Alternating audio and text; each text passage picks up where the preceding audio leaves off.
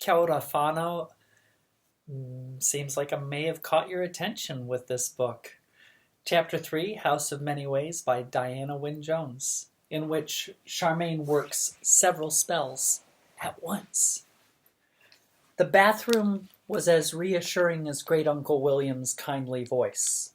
It had a worn greenstone floor and a little window at which fluttered a green net curtain. And it had all the fitments Charmaine knew from home. And home is nothing but the best, she thought. Better still, it had taps and the toilet flushed. True, the bath and the taps were strange, slightly bulbous shapes, as if the person who installed them had not been quite sure what he or she was aiming at. But the taps, when Charmaine experimentally turned them on, ran cold and hot water just as they were supposed to, and there were warm towels on a rail under the mirror. Perhaps I can put one of those laundry bags in the bath, Charmaine mused. How would I squeeze it dry? Across the corridor from the bathroom was a row of doors, stretching away into dim distance. Charmaine went to the nearest one and pushed it open, expecting it to lead to the living room. But there was a small bedroom beyond it instead, obviously Great Uncle William's, to judge by the mess. The white covers trailed off the unmade bed, almost on top of several stripy nightshirts scattered over the floor. Shirts dangled out of drawers, along with socks and what looked like long underclothes, and the open cupboard held a musty-smelling uniform of some kind. Under the window were 2 more sacks stuffed full of laundry. Charmaine groaned aloud. I suppose he's been ill for quite a time, she said, trying to be charitable. But, mother of pearl, why do I have to deal with it all? The bed started twitching. Charmaine jumped round to face it. The twitching was Waif, curled up comfortably in the mound of bedclothes, scratching for a flea. When he saw Charmaine looking at him, he wagged his flimsy tail and grovelled, lowered his frayed ears, and whispered a pleading whine at her. You're not supposed to be there, are you? She said to him. All right, I can see you're comfortable, and I'm blowed if I'm sleeping in that bed anyway. She marched out of the room and opened the next door along. To her relief, there was another bedroom there, almost identical with Great Uncle William's, except that this one was tidy. The bed was clean and neatly made, the cupboard was shut, and when she looked, she found the drawers were empty. Charmaine nodded approval at the room and opened the next door along the corridor. There was another neat bedroom there, and beyond that, another, each one exactly the same. I'd better throw my things around the one that's mine, or I'll never find it again, she thought. She turned back into the corridor to find that Waif had come off the bed and was now scratching at the bathroom door with both front paws. You won't want to go in there, Charmaine told him. None of it's any use to you. But the door came open somehow before Charmaine got to it. Beyond it was the kitchen. Waif trotted jauntily in there, and Charmaine groaned again. The mess had not gone away. There were dirty crockery and the laundry bags, with the addition now of a teapot lying in a pool of tea, Charmaine's clothes in a heap near the table, and a large green bar of soap in the fireplace. I'd forgotten all this, Charmaine said. Waif put both tiny front paws on the bottom rung of the chair and raised himself to his full small length, pleadingly. You're hungry again, Charmaine diagnosed. So am I. She sat in the chair and Waif sat on her left foot, and they shared another pasty. Then they shared a fruit tart, 2 donuts, 6 chocolate biscuits, and a custard flan. After this, Waif plodded rather heavily away to the inner door, which opened for him as soon as he scratched at it. Charmaine gathered up her pile of clothes and followed him, meaning to put her things in the first empty bedroom. But here things went a trifle wrong. Charmaine pushed the door open with one elbow and, fairly naturally, turned right to go into the corridor with the bedrooms in it. She found herself in complete darkness. Almost at once she walked into another door, where she hit her elbow on its doorknob with a clang. Ouch! She said, fumbled for the doorknob, and opened this door. It swung inward majestically. Charmaine walked into a large room lit by arched windows all around it and found herself breathing a damp, stuffy, leathery, neglected smell. The smell seemed to come from the elderly leather seats of carved chairs, arranged around the big carved table that took up most of the room. Each seat had a leather mat on the table in front of it, and an old, withered sheet of blotting paper on the mat, except for the large seat at the other end that had the arms of High Norland carved into the back of it. This one had a fat little stick on the table instead of a mat. All of it, chairs, table, and mats, was covered in dust, and there were cobwebs in the corners of the many windows. Charmaine stared. "Is this the dining room or what?" she said. "How do I get to the bedrooms from here?" Great Uncle William's voice spoke, sounding quite faint and far off. "You have reached the conference room," it said. "If you are there, you are rather lost, my dear, so listen carefully. Turn round once, clockwise. Then, still turning clockwise, open the door with your left hand only. Go through and let the door shut behind you. Then take 2 long sideways steps to your left. This will bring you back beside the bathroom." And let's hope it does, Charmaine thought, doing her best to follow these instructions. All went well, except for the moment of darkness after the door had swung shut behind her, when Charmaine found herself staring into a totally strange stone corridor. An old, bent man was pushing a trolley along it, loaded with steaming silver teapot, jugs, and chafing dishes, and what looked like a pile of crumpets. She blinked a little, decided that she would not do any good, either to herself or the old man, by calling out to him, and took 2 long steps to the left instead. And then, to her relief, she was standing beside the bathroom, from where she could see Waif turning round and round on Great Uncle William's bed in order to get comfortable. "Whew!" Charmaine said, and went and dumped the pile of clothes on top of the chest of drawers in the next bedroom along. After that, she went along the corridor to the open window at the end, where she spent some minutes staring out at that sloping, sunlit meadow and breathing the fresh, chilly air that blew in from it.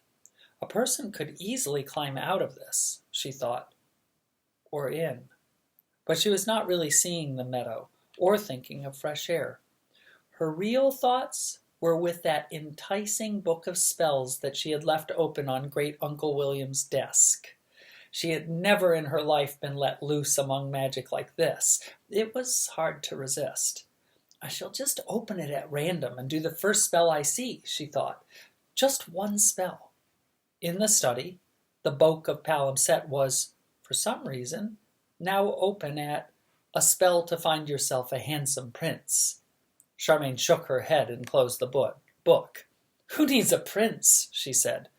She opened the book again, carefully, at a different place. This page was headed, "A spell for flying." "Oh, yes," Charmaine said. "That's much more like it." She put her glasses on and studied the list of ingredients. A sheet of paper, a quill pen, easy, there's both on this desk. 1 egg, kitchen? 2 flower petal, 1 pink and the other blue. 6 drops of water, bathroom. 1 red hair, 1 white hair, and 2 pearl buttons. "No problem at all," Charmaine said. She took her glasses off and bustled about assembling ingredients. She hurried to the kitchen. She got to that by opening the bathroom door and turning left, and was almost too excited to find that she had got this right, and asked the air, "Where do I find eggs?" Great Uncle William's gentle voice replied, "Eggs are in a crock in the pantry, my dear. I think it's behind the laundry bags. I do apologize for leaving you with such disorder." Charmaine went into the pantry and leaned across the laundry bags, where sure enough she found an old pie dish with 6 brown eggs in it. She took one of them carefully back to the study. Since her glasses were dangling on their chain, she failed to notice that the book of Palimpsest was now open at "A spell to find hidden treasure." She bustled over to the study window, where the flower petals were ready to hand on a hydrangea bush that was 1/2 pink and the other blue. She laid those beside the egg and rushed to the bathroom, where she collected the 6 drops of water in a tooth mug. On the way back, she went across the passage to where Waif was now curled up like a meringue on Great Uncle William's blankets. "Excuse me," Charmaine said to him, and raked her fingers along his ragged white back. She came away with quite a number of white hairs, one of which she put beside the flower petals, and added to that a red hair from her own head. As for the pearl buttons, she simply ripped 2 of them off the front of her blouse. Right, she said, and put her glasses eagerly on again to look at the instructions. The book of palimpsest was now open at a spell for personal protection, but Charmaine was too excited to notice. She looked only at the instructions, which were in 5 stages. Stage 1 said, place all ingredients except quill and paper in a suitable bowl. Charmaine, after taking her glasses off to stare searchingly around the room and finding no bowl, suitable or not, was forced to go off to the kitchen again. While she was gone, lazily and slyly, the book of palimpsest turned over another couple of pages. When Charmaine came back with the slightly sugary bowl, having tipped all the sugar out onto a not-too-dirty plate, the book was open at a spell to increase magical power. Charmaine did not notice. She put the bowl down on the desk and piled into it the egg, the 2 petals, the 2 hairs, and her 2 buttons, and dripped the water carefully in on top. Then she put her glasses on and leaned over the book to discover what she did next. By this time, the book of palimpsest was displaying a spell to become invisible, but Charmaine only looked at the instructions and did not see this. Stage 2 told her to mash all ingredients together using only the pen. It is not easy to mash up an egg with a feather, but Charmaine managed it, stabbing with the sharpened end over and over until the shell fell to pieces, then stirring so hard that her hair fell down over her face in red strands, and finally, when nothing seemed to mix properly, whisking with the feather end. When she finally stood up, panting, and pushed her hair away with sticky fingers, the book had turned over yet another page. It now displayed a spell to start a fire, but Charmaine was too busy trying not to get egg on her glasses to see. She put them on and studied stage 3 of this spell. Stage 3 said, recite 3 times, Hegemony Gauda. Hegemony Gauda, Charmaine intoned obediently over the bowl. She was not sure, but on the 3rd repetition she thought the bits of eggshell seethed around the pearl buttons a little. I think it's working, she thought. She pushed her glasses back on her nose and looked at stage 4. By this time she was looking at stage 4 in a spell to bend objects to the will. Take up the quill, this said, and, using the prepared mixture, write upon the paper the word Yulf, surrounded by a 5-sided figure. Care must be taken not to touch the paper while doing this. Charmaine took up the drippy, sticky feather pen, adorned with bits of eggshell and a piece of pink petal, and did her best. The mixture was not so easy to write with, and there seemed no way to hold the paper steady. It slipped and it slid, while Charmaine dipped and scratched, and the word that was supposed to be Ilf came out gluey and semi-visible and crooked, and looked more like hoof, because the red hair in the bowl came out on the pen halfway through and did strange loopy things across the word. As for the 5-sided figure, the paper slipped sideways while Charmaine was trying to draw it, and the most that could be said for it was that it had 5 sides. It finished as a sinister egg yolk yellow shape with a dog hair sticking off one corner. Charmaine heaved up a breath, plastered her hair back, and with the now extremely sticky hand, and looked at the final stage, stage 5. It was now stage 5 of a spell to make a wish come true, but she was far too flustered to notice. It said, placing the feather back in the bowl, clap hands 3 times and say, tax. Tax, Charmaine said, clapping hard and stickily. Something evidently worked. The paper, the bowl, and the quill pen vanished, quietly and completely. So did most of the sticky trickles on Great Uncle William's desk. The book of palimpsest shut itself with a snap.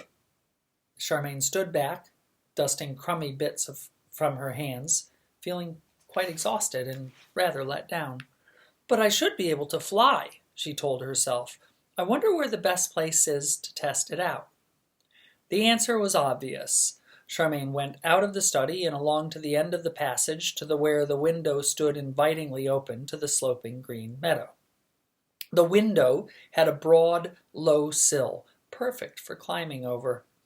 In a matter of seconds, Charmaine was out in the meadow in the evening sunlight, breathing the cold, clean air of the mountains. She was right up in the mountains here, with most of high Norland spread out beneath her, already blue with evening. Opposite her, lit up orange by the low sun and deceivingly near, were the snowy peaks that separated her country from Strangia, Mount Albino, and other foreign places. Behind her were more peaks, where large dark gray and crimson clouds were crowding up ominously.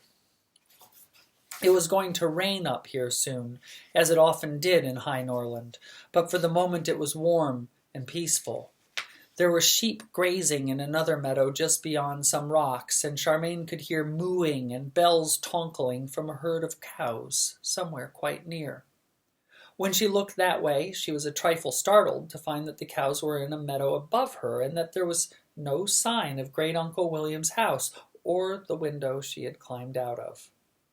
Charmaine did not let this worry her. She had never been this high in the mountains before, and she was astonished at how beautiful it was. The grass she was standing on was greener than any she had seen in the town. Fresh scents blew off it. These came, when she looked closely, from hundreds and hundreds of tiny, exquisite flowers growing low in the grass. "Oh, Great-Uncle William, you are lucky," she cried out. "Fancy having this next door to your study." For a while she wandered blissfully about, avoiding the bees that were busy among the flowers, and picking herself a bunch that was supposed to be one of each kind.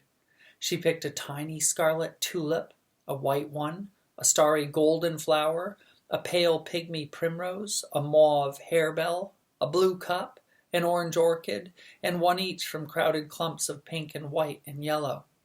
But the flowers that took her fancy most were tiny blue trumpets, more piercingly blue than any blue she could have imagined. Charmaine thought they might be gentians, and she picked more than one. They were so small, so perfect, and so blue. All the time, she was wandering farther down the meadow to where there seemed to be a drop-off of some kind. She thought she might jump off there and see if the spell had made her really able to fly. She reached the drop-off at the time when she found she had more flowers than she could hold. There were 6 new kinds at the rocky edge that she had to leave where they were. But then she forgot the flowers and just stared. The meadow ended in a cliff half the mountain high.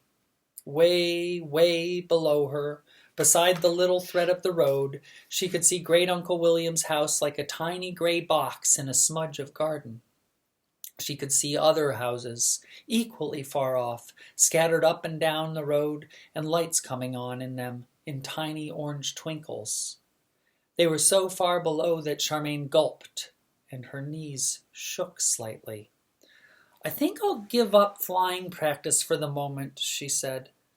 "But how do I get down?" asked a subdued inner thought. "Don't let's think about that now," another inner thought replied firmly. "Let's just enjoy the view." She could see most of High Norland from up here, after all. Beyond Great-Uncle William's house, the valley narrowed into a green saddle glinting with white waterfalls, where the pass led up into Mount Albino. The other way, past the bulge of a mountain, where the meadow was, the thread of road joined the more winding thread of the river, and both plunged in among the roofs, towers, and turrets of High Norland City. Lights were coming on there, too, but Charmaine could still see the soft shining of the famous golden roof on the royal mansion, with the flicker of the flag above it, and she thought she could even pick out her parents' house beyond it. None of it was very far away. Charmaine was quite surprised to see that Great-Uncle William really lived only just outside the town. Behind the town, the valley opened out. It was lighter there, out of the shadow of the mountains. melting into twilight distance with orange pricks of lights in it. Charmaine could see the long, important shape of Castle Joy, where the crown prince lived, and another castle she did not know about. This one was tall and dark, with smoke drifting from one of its turrets. Behind it, the land faded into bluer distance full of farms, villages, and industries that formed the heart of the country. Charmaine could actually see the sea, misty and faint beyond that. "We're not a very big country, are we?" she thought. But this thought was interrupted by a sharp buzzing from the bunch of flowers she held. She held the bunch up to see what was making the noise. Up here in the meadow, the sun was still quite dazzlingly bright, bright enough for Charmaine to see that one of her blue, trumpet-shaped, probably gentians, was shaking and vibrating as it buzzed. She must have picked one with a bee in it by mistake. Charmaine held the flowers downward and shook them. Something purple and whirring fell out into the grass by her feet. It was not exactly bee-shaped, and instead of flying away as a bee would, it sat in the grass and buzzed. As it buzzed, it grew. Charmaine took a nervous sideways step from it along the edge of the cliff. It was bigger than Waif already, and still growing. "I don't like this," she thought. "What is it?" Before she could move, or even think again, the creature shot up to twice the height of a person. It was dark purple and man-shaped, but it was not a man. It had small, see-through purple wings on its back that were blurred and whirring with motion, and its face was... Charmaine had to look away. Its face was the face of an insect, with groping bits and feeler bits, antennae, and bulging eyes that had at least 16 smaller eyes inside them. "Oh, heavens!" Charmaine whispered. "I think the thing's a Lubbock." "I am the Lubbock," the creature announced. Its voice was a mixture of buzz and snarl. "I am the Lubbock, and I own this land." Charmaine had heard of Lubbocks. People at school had whispered of Lubbocks, and none of it was pleasant. The only thing to do, so they said, was to be very polite and hope to get away without being stung and then eaten. "I'm very sorry," Charmaine said. "I didn't realize I was trespassing in your meadow." "You are trespassing wherever you tread," the Lubbock snarled. "All the land you can see is mine." "What? All of High Norland?" Charmaine said. "Don't talk nonsense." "I never talk nonsense," the creature said. "All is mine. You are mine." Wings whirring, it began to stalk toward her on most unnatural-looking, wiry blobs of feet. "I shall come to claim my own very soon. I claim you first." It took a whirring stride toward Charmaine. Its arms came out. So did a pronged sting on the lower part of its face. Charmaine screamed, dodged, and fell off the edge, scattering flowers as she fell. Sorry to leave you at such a intense part of the story, Fano, but we'll be back. I'm sure Charmaine will be all right. Kakite.